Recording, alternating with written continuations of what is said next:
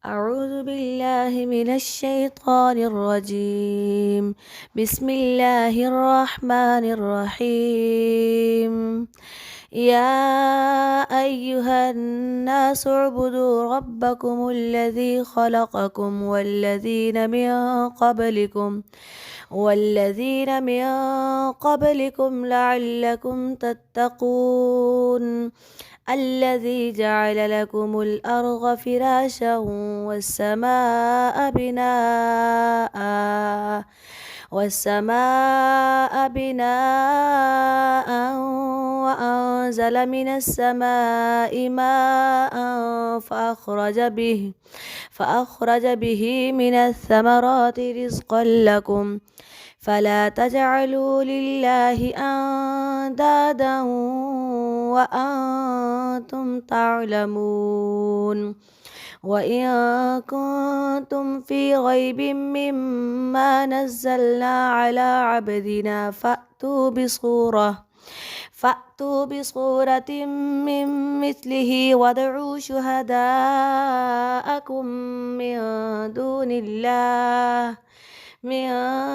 الله إن كنتم صادقين. فإن لم تفعلوا ولن تفعلوا فاتقوا النار التي وقودها الناس والحجارة أعدت للكافرين. وبشر الذين آمنوا وعملوا الصالحات أن لهم جنات تجري من تحتها الأنهار كلما رزقوا منها من ثمرة رزقا قالوا هذا الذي رزقنا من قبل وأتوا به متشابها ولهم فيها أزواج مطهرة وهم فيها خالدون.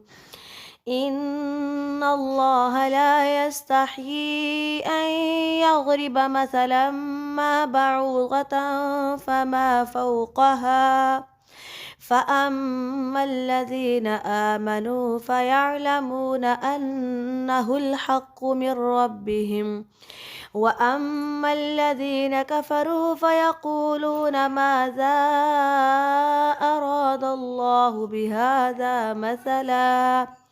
بهذا مثلا يضل به كثيرا ويهدي به كثيرا وما يضل به إلا الفاسقين الذين ينقضون عهد الله من بعد ميثاقه ويقطعون ما أمر الله به أن يوصل ويفسدون في الأرض أولئك هم الخاسرون. كيف تكفرون بالله وكنتم أمواتا فأحياكم ثم يميتكم ثم يحييكم ثم إليه ترجعون. هو الذي خلق لكم ما في الأرض جميعا ثم استوى إلى السماء فسواهن 7 سماوات وهو بكل شيء عليم। तर्जुमा। ऐ लोगों, अपने रब की इबादत करो जिसने तुम्हें और उन सबको जो तुमसे पहले हो गुज़रे हैं पैदा किया है ताकि तुम परहेज़गार बन जाओ। वो रब जिसने तुम्हारी खातिर ज़मीन को फ़र्श और आसमान को छत जैसा बनाया और आसमान की जानिब से मीना बरसाया, जिसके ज़रिए तुम्हारे खाने के लिए तरह तरह के फल पैदा किए। बस किसी को अल्लाह का शरीक ना बनाओ और तुम जानते हो कि इसका कोई शरीक नहीं।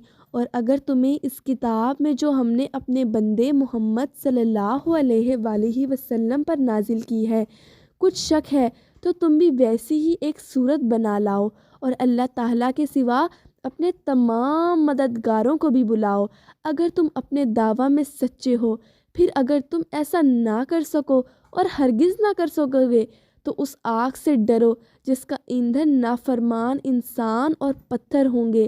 یہ آگ کافروں کے لیے تیار کی گئی ہے۔ اور اے نبی، ان لوگوں کو جو ایمان لائے اور نیک عمل کریں خوشخبری دیجیے کہ ان کے لیے ایسے باغ ہوں گے جن کے نیچے نہریں بہہ رہی ہوں گی، اور جب ان کو ان باغوں میں سے کوئی پھل کھانے کو دیا جائے گا تو کہیں گے یہ تو پہلے بھی ہمیں دیا جا چکا ہے، اور ان کو دنیا کے پھلوں سے ملتے جلتے پھل دیے جائیں گے۔ نیز ان باغوں میں ان کے لیے پاک عورتیں ہوں گی اور وہ ان میں ہمیشہ رہیں گے۔ بے شک اللہ اس بات سے نہیں جھجکتا کہ وہ مچھر یا اس سے بھی زیادہ حقیر چیز کی مثال بندوں کو سمجھانے کے لیے بیان کرے۔ بس جو لوگ ایمان لائے ہیں وہ جانتے ہیں کہ یہ مثال ان کے رب کی طرف سے برحق ہے، لیکن وہ جنہوں نے انکار کیا کہتے ہیں کہ اللہ کا اس مثال کے بیان کرنے سے مقصد کیا تھا۔